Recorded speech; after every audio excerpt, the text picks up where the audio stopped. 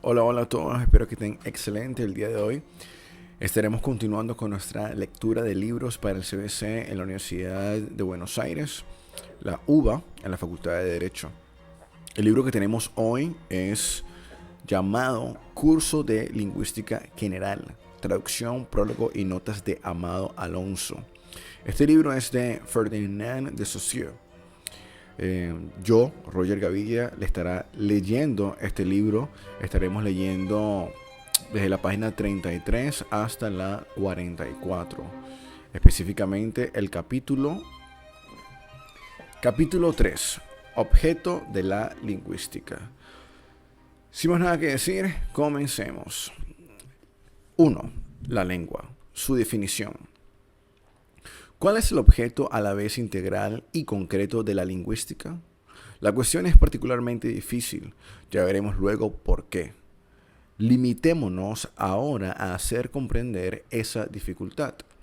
Otras ciencias operan con objetos dados de antemano y que se pueden considerar enseguida desde diferentes puntos de vista. No es así en la lingüística. Alguien pronuncia la palabra española desnudo. Un observador superficial se sentirá tentado de ver en ella un objeto lingüístico concreto, pero un examen más atento hará ver en ella sucesivamente 3 o 4 cosas perfectamente diferentes, según la manera de considerarla, como sonido, como expresión de una idea, como correspondencia del latín disnudum, etc. Lejos de preceder el objeto al punto de vista, se diría que es el punto de vista el que crea el objeto. Y, además, nada nos dice de antemano que una de esas maneras de considerar el hecho en cuestión sea anterior o superior a las otras. Por otro lado, sea cual sea el punto de vista adoptado, el fenómeno lingüístico presenta perpetuamente dos caras que se corresponden, sin que la una valga más que gracias a la otra. Por ejemplo, número 1.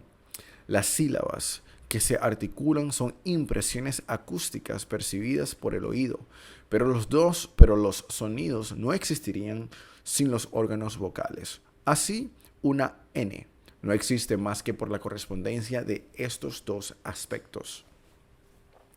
No se puede, pues, reducir la lengua al sonido, ni separar el sonido de la articulación vocal a la recíproca. No se pueden definir los movimientos de los órganos vocales si se hace abstracción de la impresión acústica. Ver página 56 y siguientes. 2. Pero admitamos que el sonido sea una cosa simple. ¿Es el sonido el que hace al lenguaje? No. No es más que el instrumento del pensamiento y no existe por sí mismo. Aquí surge una nueva y formidable correspondencia. El sonido, unidad compleja acústico-vocal. Forma a su vez con la idea una unidad compleja, fisiológica y mental. Es más, tercera, el lenguaje tiene un lado individual y un lado social, y no se puede concebir el uno sin el otro. Por último, 4. En cada instante el lenguaje implica a la vez un sistema establecido y una evolución. En cada momento es una institución actual y un producto del pasado.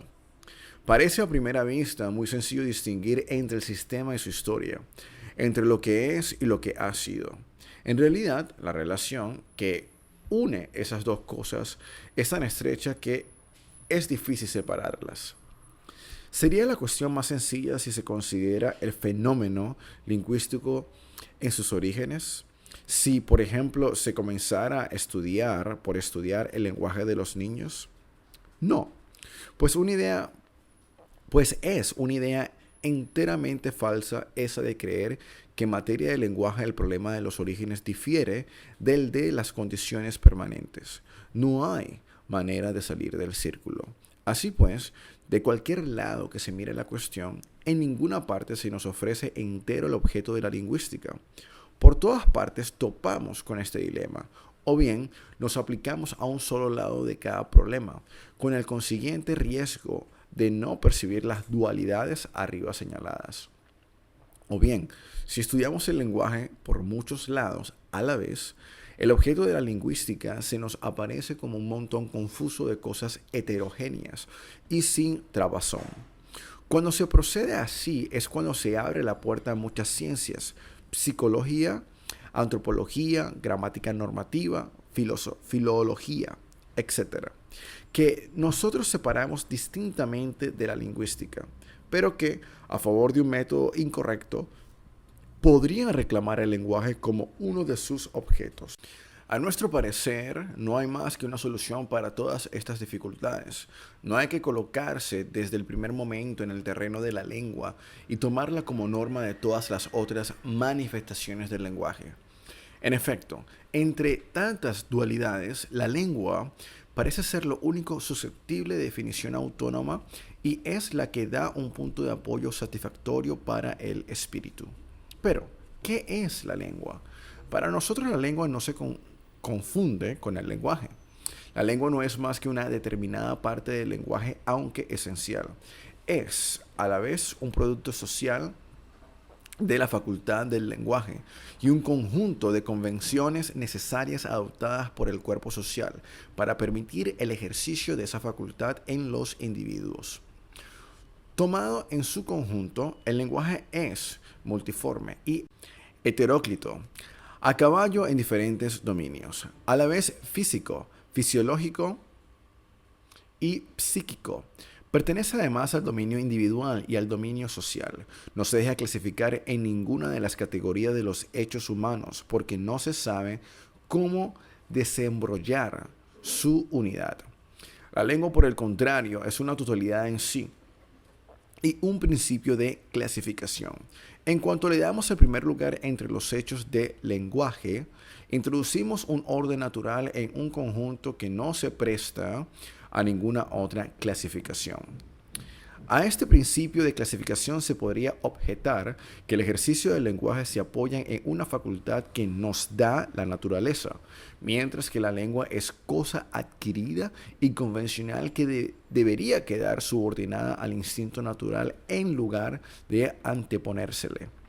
He aquí lo que se puede responder. En primer lugar, no está probado que la función del lenguaje, tal como se manifiesta cuando hablamos, sea enteramente natural. Es decir, que nuestro aparato vocal esté hecho para hablar como nuestras piernas para andar. Los lingüistas están lejos de ponerse de acuerdo sobre esto. Así para Whitney, que equipara la lengua a una institución social con el mismo título que todas las otras. El que nos sirvamos del aparato vocal como instrumento de la lengua es cosa del azar, por simples razones de comodidad. Lo mismo habrían podido los hombres elegir el gesto y emplear imágenes visuales en lugar de las imágenes acústicas. Sin duda, esta tesis es demasiado absoluta. La lengua no es una institución social semejante punto por punto a las otras. Ver página 99 y siguientes, y 101. Además, Whitney va demasiado lejos cuando dice que nuestra elección ha caído por azar en los órganos de la voz. De cierta manera, ya nos estaban impuestos por la naturaleza. Pero en el punto esencial, el lingüista americano parece tener razón. La lengua es una convención y la naturaleza del signo en que se conviene es indiferente. La cuestión del aparato vocal es, pues, secundaria en el problema del lenguaje. Cierta definición de lo que se llama lenguaje articulado podría confirmar esta idea. En latín, articulus significa miembro, parte, subdivisión, en una serie de cosas. En el lenguaje, la articulación puede designar o bien la subdivisión de la cadena hablada en sílabas, o bien la subdivisión de la cadena de significaciones en unidades significativas. Este sentido es el que los alemanes dan a su gegliederte Sprache. Atendiéndonos a esta segunda definición, se podría decir que no es el lenguaje hablado el natural al hombre, sino la facultad de constituir una lengua, es decir, un sistema de signos distintos que corresponden a ideas distintas. Broca ha descubierto que la facultad de hablar está localizada en la tercera circunvolución frontal izquierda, También sobre esto se han apoyado algunos para atribuir carácter natural al lenguaje. Pero esa localización se ha comprobado para todo lo que se refiere al lenguaje, incluso la escritura, y esas comprobaciones añadidas a las observaciones hechas sobre las diversas formas de la afasia por lesión de tales centros de localización parecen indicar, número uno, que las diversas perturbaciones del lenguaje oral están enredadas de mil maneras con las del lenguaje escrito. 2. Que en todos los casos de afasia o de agrafia, lo lesionado es menos la facultad de proferir tales o cuales sonidos o de trazar tales o cuales sonidos que la de evocar por un instrumento. Cualquiera que sea los signos de un lenguaje regular, todo nos lleva a creer que por debajo del funcionamiento de los diversos órganos existe una facultad más general, la que gobierna los signos. Esta sería la facultad lingüística por excelencia, y por aquí llegamos a la misma conclusión arriba indicada. Para atribuir a la lengua el primer lugar en el estudio del lenguaje, se puede finalmente hacer valer el argumento de que la facultad, natural o no, de articular palabras no se ejerce más que con la ayuda del instrumento creado y suministrado por la colectividad. No es, pues, quimérico decir que es la lengua la que hace la unidad del lenguaje. 2. Lugar de la lengua en los hechos del lenguaje. Para hallar en el conjunto del lenguaje la esfera que corresponde a la lengua, hay que situarse ante el acto individual, que permite reconstruir el circuito de la palabra. Este acto supone por lo menos dos individuos. Es el mínimo exigible para que el circuito sea completo. Sean pues dos personas A y B en conversación. El punto de partida del circuito está en el cerebro de uno de ellos, por ejemplo, en el de A, donde los hechos de conciencia que llamaremos conceptos se hallan asociados con las representaciones de los signos lingüísticos o imágenes acústicas que sirven a su expresión. Supongamos que un concepto dado desencadena en el cerebro una imagen acústica correspondiente. Este es un fenómeno enteramente psíquico, seguido a su vez de un proceso fisiológico. El cerebro transmite a los órganos de la fonación un impulso correlativo a la imagen. Luego las ondas sonoras se propagan de la boca de A al oído de B. Proceso puramente físico. A continuación, el circuito sigue en B, un orden inverso, el oído al cerebro. Transmisión fisiológica de la imagen acústica. En el cerebro, asociación psíquica de esta imagen con el concepto correspondiente. Si B habla, a su vez, este nuevo acto seguirá de su cerebro al de A.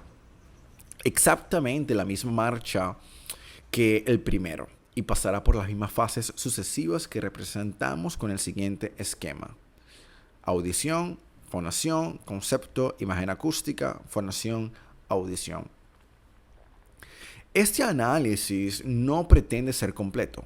Se podría distinguir todavía la sensación acústica pura, la identificación de esa sensación con la imagen acústica latente, la imagen muscular de la fonación, etc.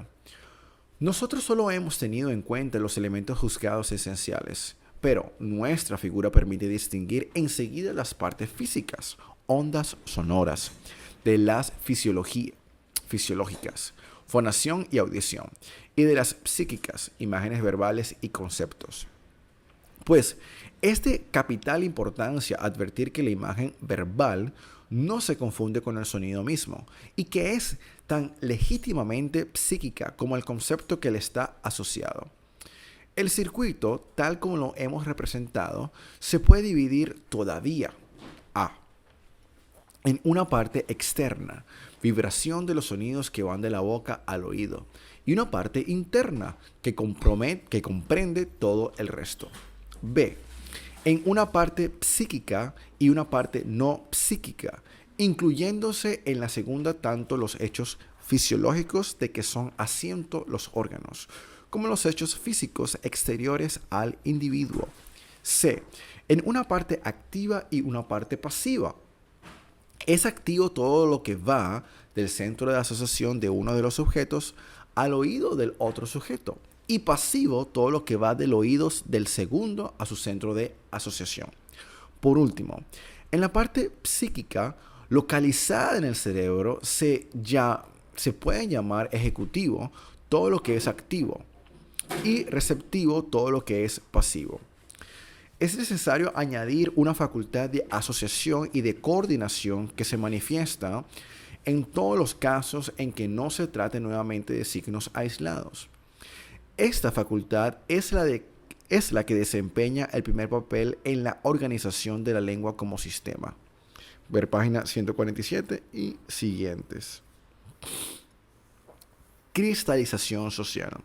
Pero, para comprender bien este papel hay que salirse del acto individual, que no es más que el embrión del lenguaje, y encararse con el hecho social. Entre todos los individuos así ligados por el lenguaje, se establecerá una especie de promedio. Todos reproducirán, no exactamente sin duda, pero sí aproximadamente los mismos signos unidos a los mismos conceptos. ¿Cuál es el origen de esta cristalización social?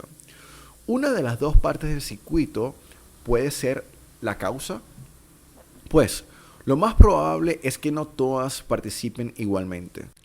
La parte física puede descartarse desde un principio. Cuando oímos hablar una lengua desconocida, percibimos bien los sonidos, pero por nuestra incomprensión quedamos fuera del hecho social. La parte psíquica tampoco entra en juego en su totalidad. El lado ejecutivo queda fuera, porque la ejecución jamás está a cargo de la masa, siempre es individual y siempre el individuo es su árbitro. Nosotros lo llamaremos el habla, parole. Lo que hace que se formen en los sujetos hablantes acuñaciones que llegan a ser sensiblemente idénticas en todos es el funcionamiento de las facultades receptiva y coordinativa. ¿Cómo hay que representarse este producto social para que la lengua parezca perfectamente separada del resto? Si pudiéramos abarcar la suma de las imágenes verbales almacenadas en todos los individuos, entonces toparíamos con el lazo social que constituye la lengua. Es un tesoro depositado por la práctica del habla en los sujetos que pertenecen a una misma comunidad. Un sistema gramatical virtualmente existente en cada cerebro, o más exactamente en los cerebros de un conjunto de individuos. Pues la lengua no está completa en ninguno, no existe perfectamente más que en la masa. Al separar la lengua del habla, langue et parole, se separa a la vez lo que es social de lo que es individual. 1. 2. Lo que es esencial de lo que es accesorio y más o menos accidental. La lengua no es una función del sujeto hablante, es el producto que el individuo registra pasivamente. Nunca supone premeditación y la reflexión no interviene en ella más que para la actividad de clasificar. ¿De qué hablamos? En la página 147 y siguientes.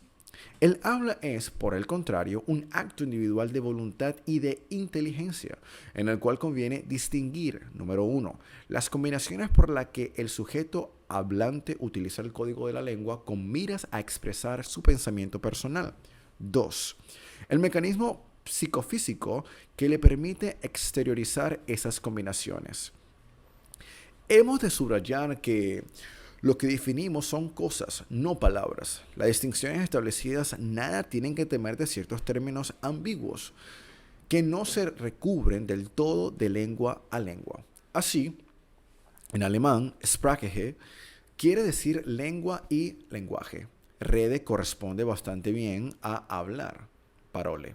Pero añadiendo el sentido especial de discurso, en latín sermo significa más bien lenguaje y habla, mientras que lingua designa la lengua, y así sucesivamente.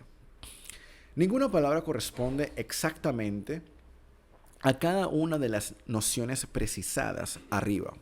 Por eso, toda definición hecha a base de una palabra es vana. Es mal método el partir de las palabras para definir las cosas. Recapitulemos. Los caracteres de la lengua. Es un objeto, número uno, bien definido en el conjunto heteróclito de los hechos del lenguaje. Se la puede localizar en la porción determinada del circuito donde una imagen acústica viene a asociarse con un concepto. La lengua es la parte social del lenguaje, exterior al individuo, que por sí solo no puede ni crearla ni modificarla. No existe más que en virtud de una especie de contrato establecido entre los miembros de la comunidad. Por otra parte, el individuo tiene necesidad de un aprendizaje para conocer su funcionamiento. El niño se la va asimilando poco a poco. Hasta tal punto es la lengua una cosa distinta. Que un hombre privado del uso del habla conserva la lengua con tal que comprenda los signos vocales que oye. Segundo, la lengua, distinta del habla, es un objeto que se puede estudiar separadamente. Ya no hablamos las lenguas muertas, pero podemos muy bien asimilarnos su organismo lingüístico.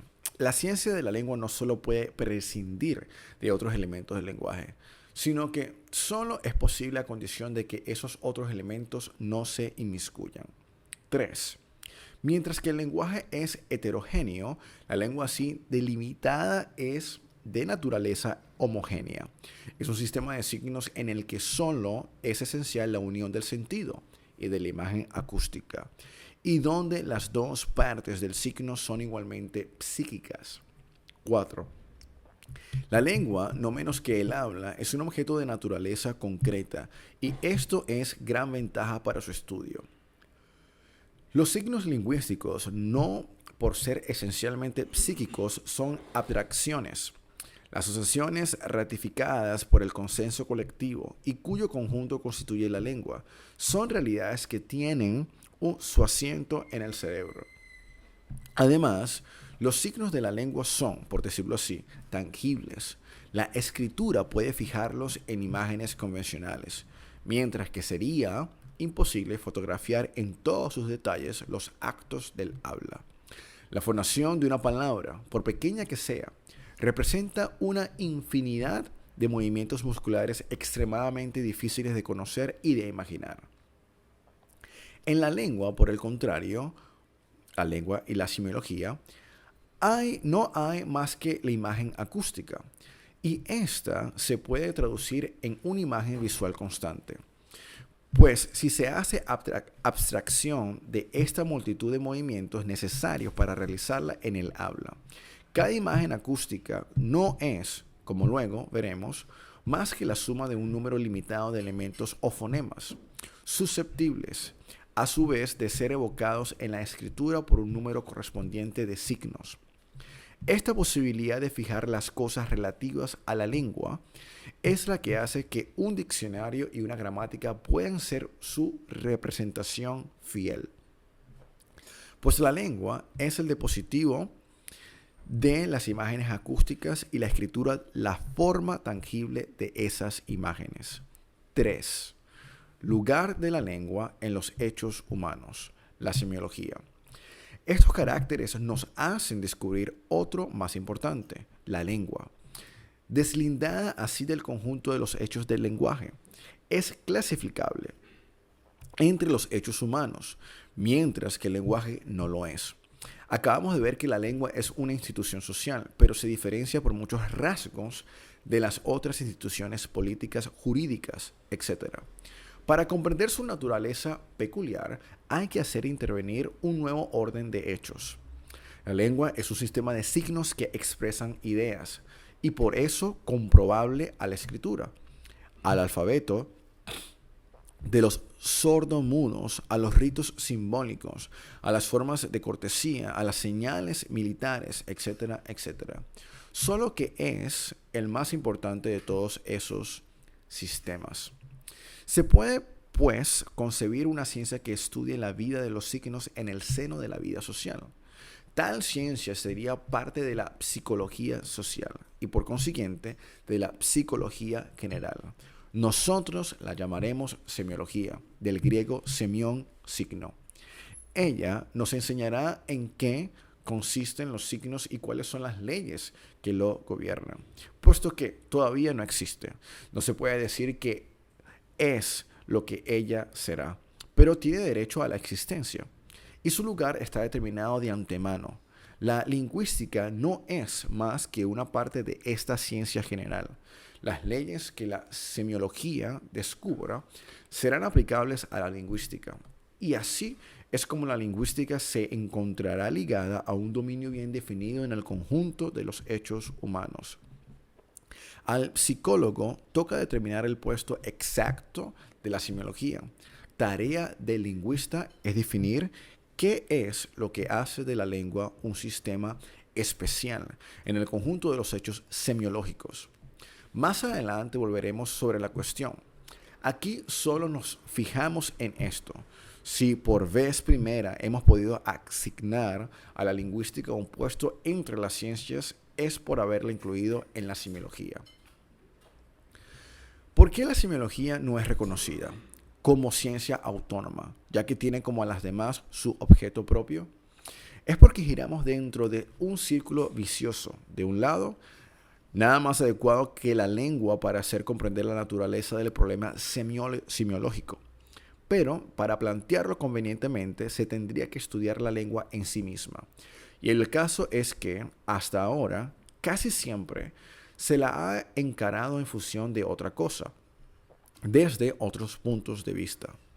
Tenemos, en primer lugar, la concepción superficial del gran público, que no ve en la lengua más que una nomenclatura, per página 91, lo cual suprime toda investigación sobre su naturaleza verdadera. Luego viene el punto de vista psicólogo, que estudia el mecanismo del signo en el individuo. Es el método más fácil, pero no lleva más allá de la ejecución individual, sin alcanzar al signo, que es social por naturaleza.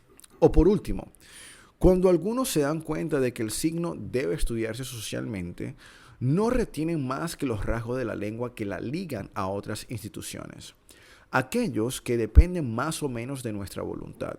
Así es como se pasa tangencialmente a la meta, desdeñando los caracteres que no pertenecen más que a los sistemas semiológicos en general y a la lengua en particular.